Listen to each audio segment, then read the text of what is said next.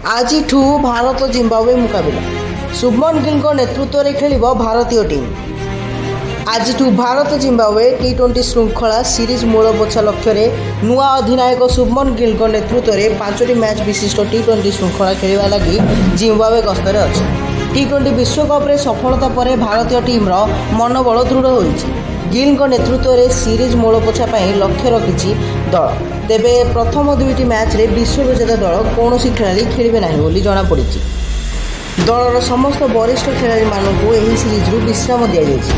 ସେହିପରି ମୁଖ୍ୟ ପ୍ରଶିକ୍ଷକ ଭାବେ ରାହୁଲ ଦ୍ରାବିଡଙ୍କ କାର୍ଯ୍ୟାଳୟ ଶେଷ ହୋଇଥିବା ବେଳେ କାମଚଳା ପ୍ରଶିକ୍ଷକ ଭାବେ VVS ଲକ୍ଷ୍ମଣଙ୍କ ତତ୍ତ୍ୱାବଧାନରେ ପଡ଼ିଆରେ ଓହ୍ଲାଇବ ଭାରତୀୟ ଦଳ। ଅଧିନାୟକ ଭାବେ ଶୁଭମନ ଗିଲ IPLରେ ନିଜର ଦକ୍ଷତା ଦେଖାଇ ସାରିଥିବା ବେଳେ ଏହି ଶୃଙ୍ଖଳାରେ ତାଙ୍କ ପ୍ରଦର୍ଶନ ଉପରେ କ୍ରିକେଟ ପ୍ରେମୀଙ୍କ ନଜର ରହିଛି।